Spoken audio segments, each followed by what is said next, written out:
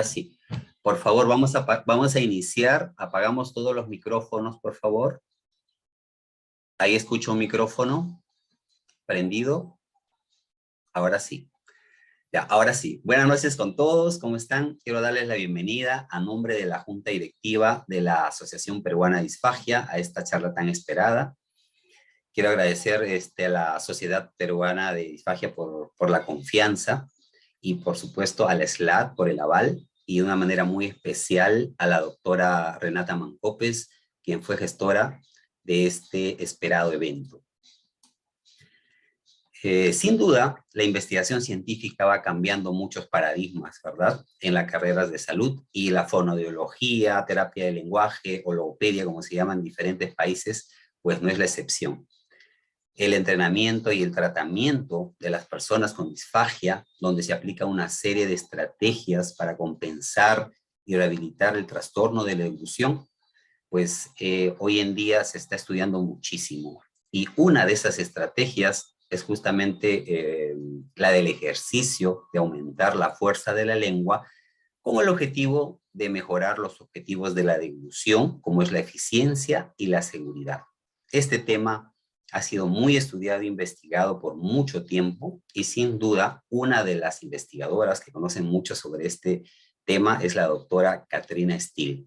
Y justamente hoy la tenemos con nosotros en esta charla. La doctora Katrina es miembro de la ASHA, es científico, directora del Laboratorio de Investigación de Rehabilitación de la Deglución, Instituto de Investigación Kate, Instituto de Rehabilitación de Toronto, de la Red de Salud Universitaria. También es profesora de Patología del Habla y Lenguaje del Instituto de Ciencias de la Rehabilitación, Facultad de Medicina de Temerty, en la Universidad de Toronto. También dicta cátedra de investigación en Canadá de deglución y procesamiento oral del alimento nivel 1. Es consejero de la Junta Directiva, Iniciativa Internacional de Estandarización de la Dieta para la Disfagia, la conocida ITSI, y presidente electo de la Sociedad de Investigación de Disfagia. Y por supuesto, este es un CV resumido, es autora y coautora de muchas investigaciones, más de 100 investigaciones. Así que quiero darle las gracias por aceptar esta investigación y por supuesto por todo el trabajo que hace por la especialidad. Bienvenida, doctora Caterina. Muchísimas gracias por aceptar.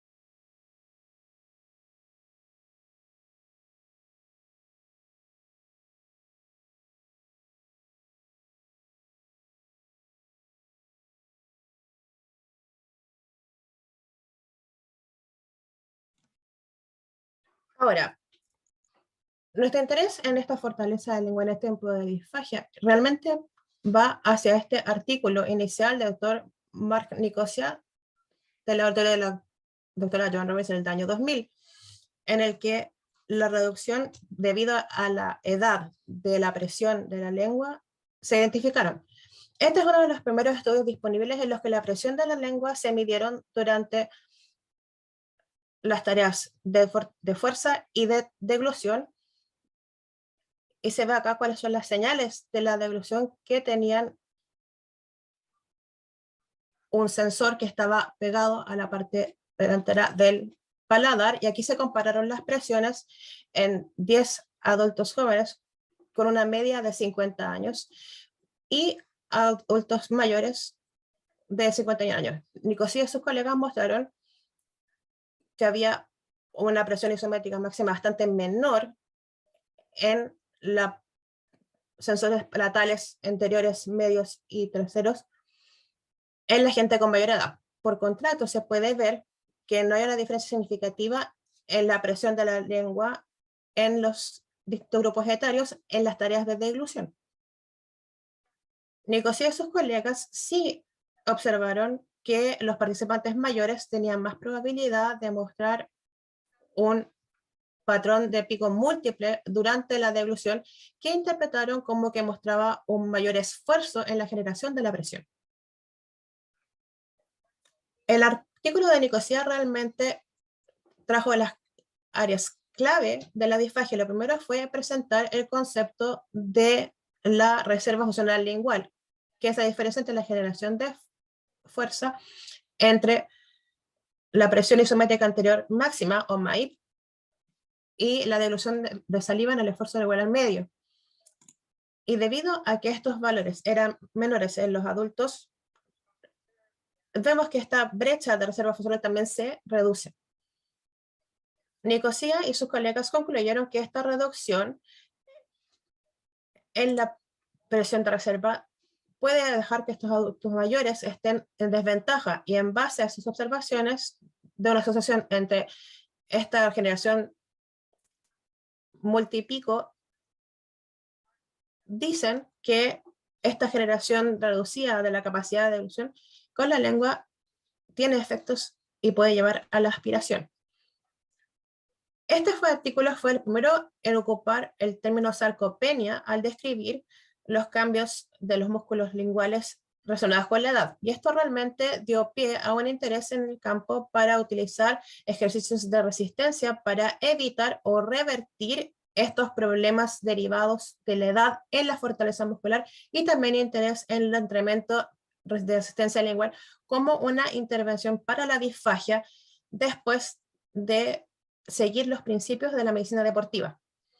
Pero antes de ver la evidencia para el entrenamiento lingual, me gustaría sugerir que lean dos artículos para que investiguen más en profundidad. Primero, este que lo hizo la doctora Lorian Burkhead, que discute los principios que van tras del entrenamiento para la fortaleza de la lengua. Y el segundo es este tutorial del doctor Jeff Klein y la doctora Teresa Jones, que discute algunos principios de neuroplasticidad que deberían considerarse al diseñar estas intervenciones de entrenamiento y ejercicio para la disfagia. Incluyen el usarlo o perderlo, el usarlo y mejorarlo, son los dos principios, además de las ideas del tiempo, la intensidad y la repetición, que puede tener una influencia en los resultados, así como la especificidad de las tareas y la saliencia. Entonces, en cuanto a protocolos para el entrenamiento de resistencia lingual, como ya mencioné, los adultos saludables experimentan una pérdida razonable con la edad de la fortaleza de la lengua, y este hallazgo se ha replicado en muchos estudios desde el paper original que escribió Nicosia y sus colegas. Y en base a eso, el doctor Robbins hizo investigación para ver cuál era el potencial del ejercicio, y específicamente en resistencia lingual, para reconstruir la fortaleza de la lengua en adultos mayores saludables.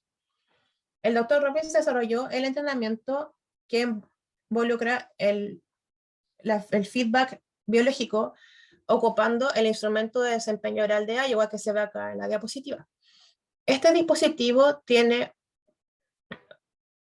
un bolo relleno con aire que se pone en la boca y se aprieta con la lengua contra el paladar.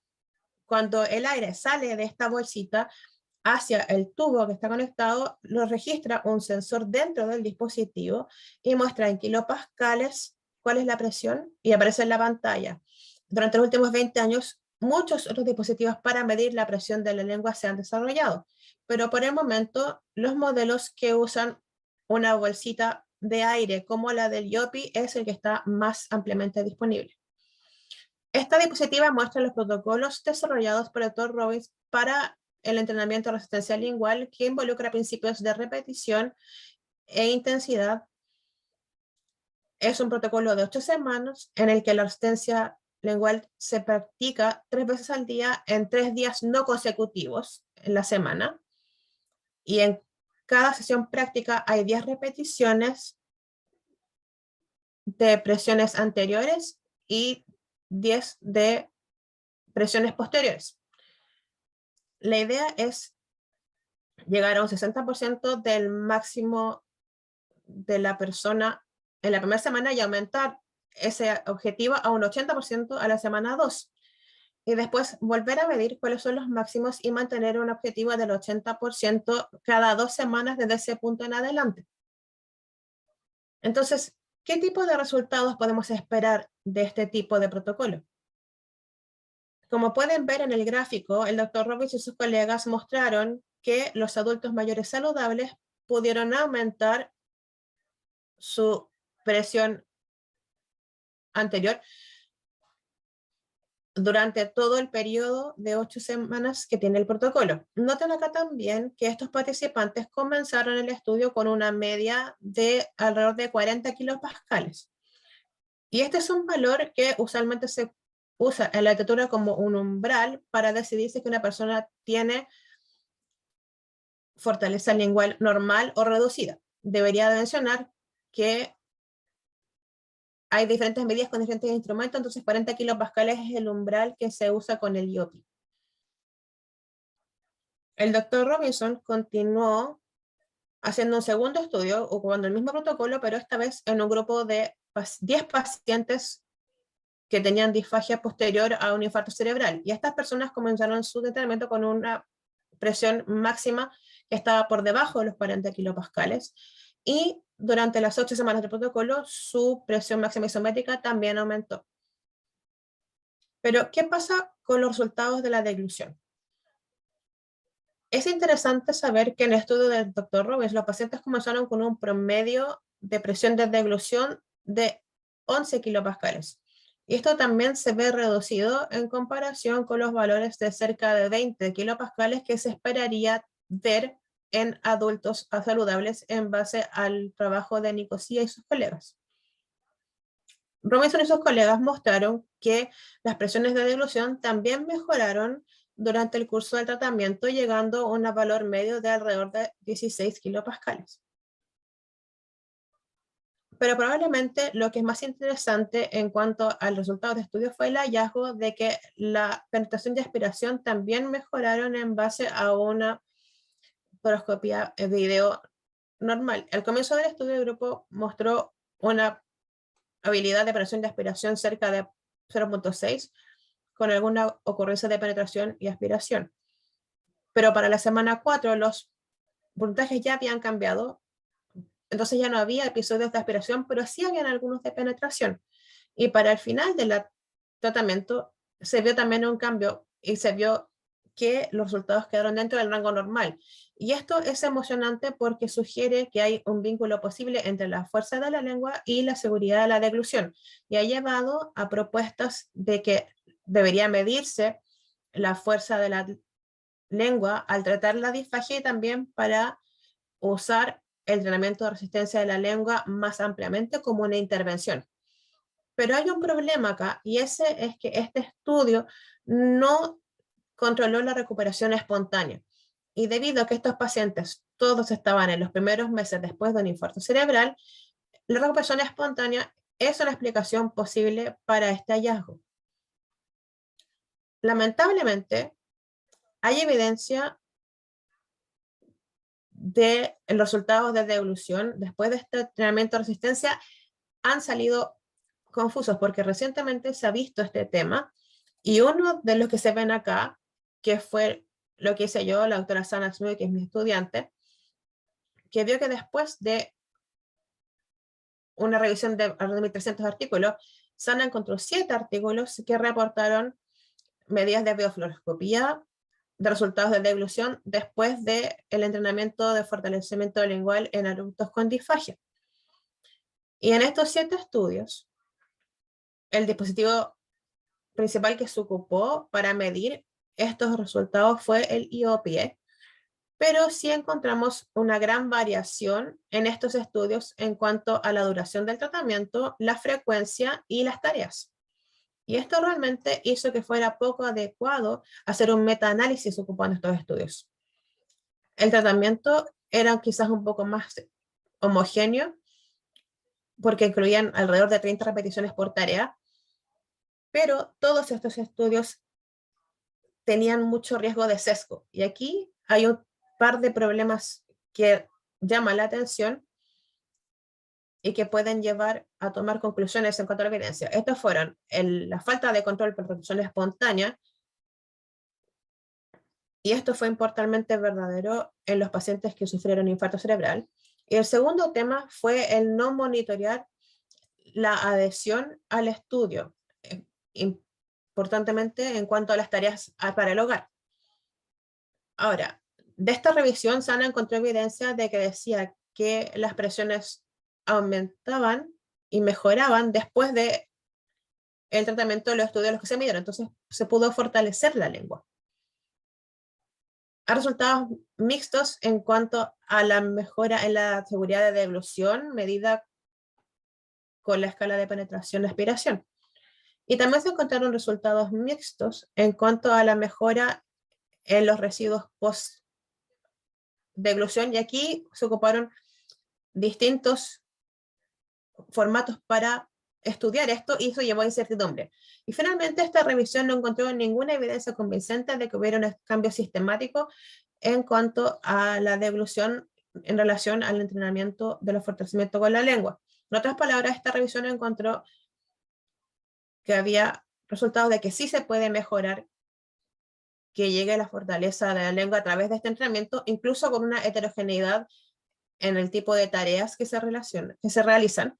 Pero esta revisión también encontró evidencia insuficiente para decir que los resultados de la deglución, ya sea por seguridad o eficiencia, pueden esperarse como un resultado de este entrenamiento lingual. Entonces, estos hallazgos nos llevan a cuestionar las lógicas fisiológicas que estamos usando como base para recomendar el entrenamiento de resistencia de la lengua en nuestros propios pacientes, específicamente para explorar el vínculo entre la fuerza de la lengua y la función de deglución en pacientes subagudos post-infarto cerebral. Y la segunda pregunta fue si acaso la deglución y la fisiología en un grupo de pacientes subagudos que se están recuperando de infarto isquémico cerebral tenían perfiles asociados con una reducción de la fuerza de la lengua. En este pequeño grupo de pacientes que tenían un historial de infarto similar y que fueron evaluados dentro de 5 semanas después de su primer infarto cerebral, mostraron que la fortaleza lingual reducida no estaba asociada con un perfil predecible de la fisiología de la deglución. Entonces, esto puede quizás ayudar un poco a entender por qué los estudios anteriores sobre el entrenamiento lingual han mostrado resultados mixtos en cuanto a los resultados de deglución. Entonces, para terminar, déjenme resumir un poco lo que hemos visto. Primero, sabemos que hay una fortaleza reducida de la lengua en las tareas isométricas y que se puede esperar en pacientes saludables que envejecen, y también puede aparecer en gente que tiene disfagia después de un infarto o con otras condiciones neurológicas.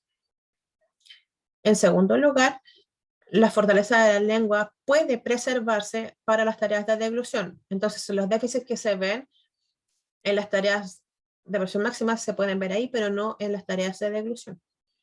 Entonces, los vínculos entre la reducción de la fortaleza de la lengua y patrones específicos de la fisiología de la deglución sigue siendo poco claro.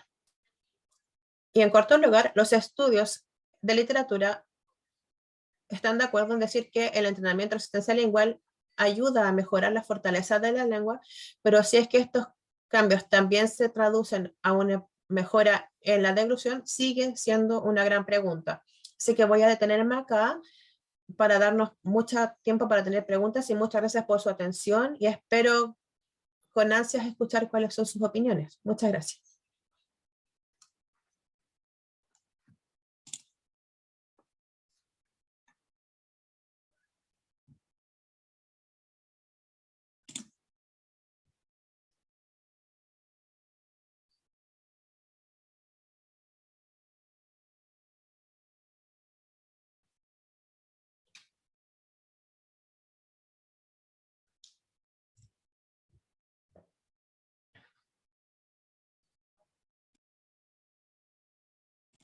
¿Hay preguntas?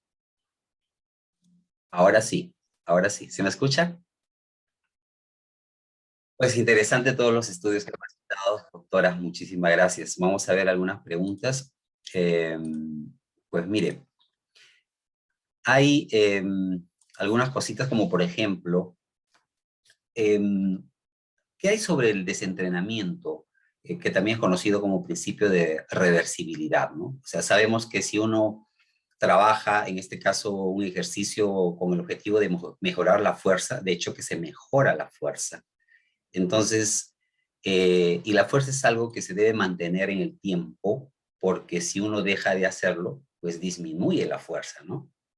Con ese razonamiento, diríamos que si trabajamos la fuerza para mejorar los objetivos de deglución, tendríamos que trabajarlo toda la vida, ¿no? O sea, para tener una deglución sana, digamos, ¿no? Bajo ese principio de estos estudios. Quería su opinión, doctora. Sí, creo que es bastante interesante tu pregunta. Si piensan, cuando va uno al gimnasio para ejercitar otros músculos, generalmente lo que ocurre en la medicina deportiva es que se nos anima a ejercitar al punto de llegar a la fatiga o al punto en el que no podemos repetir la tarea ya nunca más porque nos cansamos. Y luego se nos dice que tenemos que descansar y volver al día siguiente y repetir ese ejercicio. Y ese es el tipo de principio que el doctor Robbins intentó construir e incluir en su protocolo para llegar a este 60%, después a un 80% de mejora, como máximo, como el objetivo de fortalecimiento. Y si recuerdan, hacían 330 repeticiones en la parte anterior y 30 en la posterior todos los días. Ha habido estudios que han tratado de descifrar si es que estos son los números correctos que uno debería elegir. Entonces, si es que acaso el 60% es el objetivo correcto, o es el 80%, o es un 100% como máximo. Y de hecho, hay un estudio que se hizo en Bélgica que encontró que no había diferencia en el resultado entre las personas que hacían ejercicio en estos tres diferentes niveles de objetivo. Y luego hubo preguntas acerca de cuántas repeticiones tendríamos que hacer para cansarnos. Y resulta que la lengua realmente es bastante resistente a la fatiga. Entonces, creo que aún queda la pregunta acerca de si es que los estudios que ya tenemos han ejercitado la lengua lo suficiente, porque sí vemos cambios en la fuerza, pero si es que realmente estamos usando estos principios de la medicina deportiva.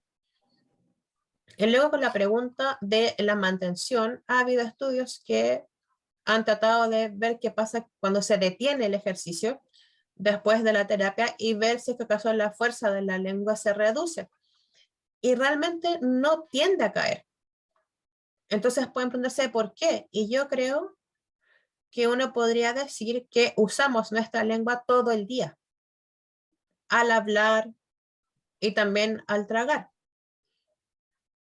Entonces quizás esas actividades ayudan como una tarea de mantenimiento para el fortalecimiento, pero realmente no sabemos la respuesta a esa pregunta.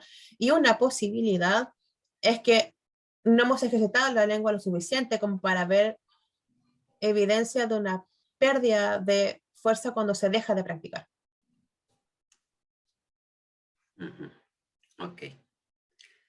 Sí, también tenemos una pregunta de uno de los miembros de la junta directiva y la verdad que es muy interesante, ¿no?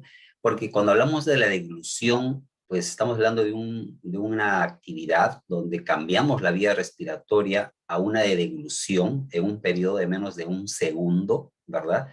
Y no solamente eso, sino sucede en una serie de eventos, no solo de movimientos, sino también sensoriales, sensitivos.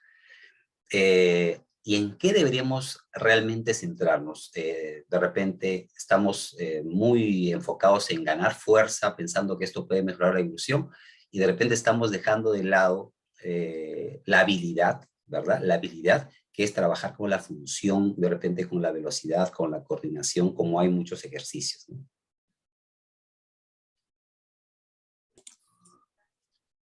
Sí, creo que es una excelente pregunta. En mi opinión personal, yo diría que si van a trabajar en tareas de fuerza, también tienen que incluir tareas de deglución y de generalización dentro de la terapia, para ver si es que acaso hay esta transferencia entre una tarea y la otra. Y también creo que la persona que hace la pregunta apunta al hecho de que la deglución puede salir mal en muchas formas. Entonces, un gran desafío al elegir una terapia apropiada para este paciente es primero hacer una evaluación exhaustiva para entender qué componentes son los que no están funcionando bien y luego intentar apuntar a estos puntos en la terapia. Entonces puede que la fuerza de la lengua sea uno de los componentes, pero puede no ser el único. Y creo que esa es otra razón por la cual los estudios que tenemos disponibles han mostrado estos resultados mixtos, porque la gente que se involucra en estos estudios quizás también tienen otros problemas de deglución, no solo la debilidad de la lengua. Entonces es probablemente imposible para que nosotros el poder encontrar un grupo de personas que solo tenga problemas de fuerza de la lengua como problema principal. Entonces, cuando vemos los resultados, las otras cosas que ocurren pueden ser las que evitan que haya resultados positivos o que influyen quizás en los resultados que vemos. Entonces, por el momento, en nuestro laboratorio, estamos interesados en la fuerza de la lengua como algo que se puede usar para hacer una deglución sin esfuerzo de manera efectiva. Entonces podemos entrenar a la gente para que lo hagan sin esfuerzo al generar presiones de la lengua mayores y esperamos que eso se traduzca a una mejora de la eficiencia de la deglución y mejor despeje del bolo. Y eso creo que es una progresión lógica de lo que estamos haciendo.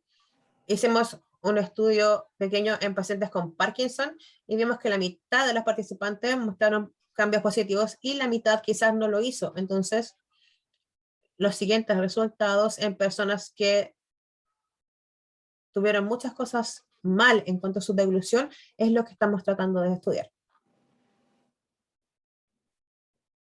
Muchas gracias por su respuesta, doctor. Y la última pregunta, doctor. La última. Yo creo que es importante acotar que estos estudios se hicieron en pacientes con ACV, ¿verdad? Entonces yo quería preguntar si hay estudios en otras poblaciones y si se puede extrapolar, porque de hecho que se hace en la práctica clínica, a otras como por ejemplo pacientes con Parkinson, pacientes con disfagia por cáncer de cabeza y cuello, por ejemplo.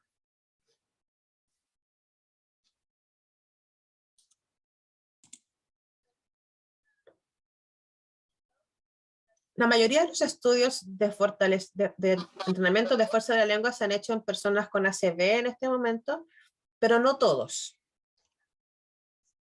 En particular, hay un estudio hecho por Nicole Rogaspulia en la Universidad de Wisconsin en Madison,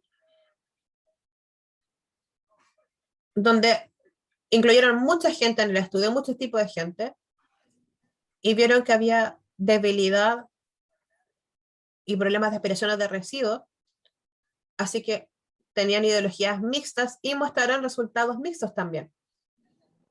Como dije, estamos haciendo ahora trabajo con enfermedad de Parkinson en etapas tempranas, y primero vemos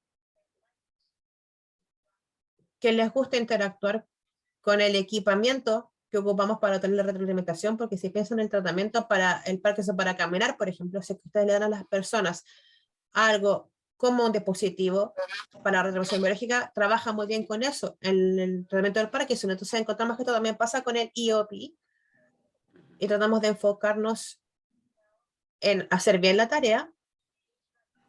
Lo que es interesante es que no trabajamos realmente con la mejora de la fuerza, sino que para la devolución sin esfuerzo. Entonces, no vimos grandes cambios en cuanto a la fuerza de la lengua, pero sí vimos cambios en la deglución. Creo que también tiene sentido para personas que han sufrido cáncer de cuello o boca en un grupo de Bélgica, que está haciendo ahora también trabajo para entrenamiento de la fuerza de lengua en pacientes con este tipo de cáncer. No estoy segura si es que tienen sitios particulares, pero sí tienen varios estudios que se han hecho desde su grupo, y creo que esta terapia es algo que podrían considerar para este tipo de pacientes, de distintas variedades. Ok. Bueno, doctora, muchísimas gracias por su tiempo y por supuesto por compartir sus conocimientos. Muchas gracias, Renata, también por ayudarnos a gestionar esta charla científica. Gracias a los miembros de la Junta Directiva, por supuesto a los participantes. Esperamos con la doctora en otro momento, porque no en vivo. Muchas gracias a todos. Que tenga buenas noches. Gracias, muchas gracias. Gracias, Renata, nos estamos viendo. Chao, chao.